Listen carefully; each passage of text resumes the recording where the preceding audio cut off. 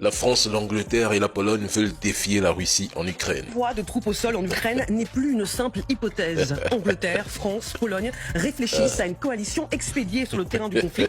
C'est ce que réclame Volodymyr Zelensky. L'armée française se prépare à ce scénario et ce serait secrètement entraîner un déploiement en Ukraine dans le cadre d'un exercice baptisé Percée impliquant plus de 3000 soldats français. Nous allons vous expliquer. Pauvres soldats français.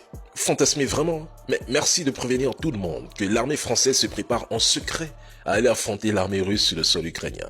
Comme l'a dit Piotr Tolstoï, la Russie éliminera sans hésitation tous les soldats français qui oseraient mettre un pied en Ukraine. Et il a bien précisé, ne vous inquiétez surtout pas, la Russie s'occupera de tout le monde sans exception.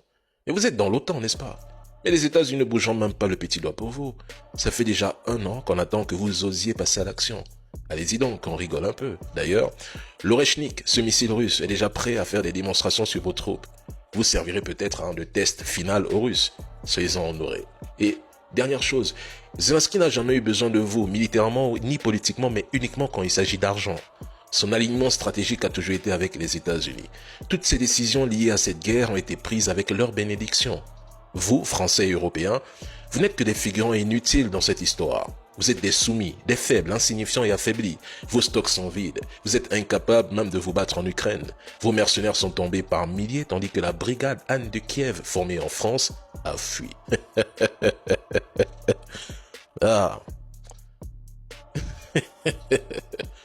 Vous fantasmez vraiment, les gars.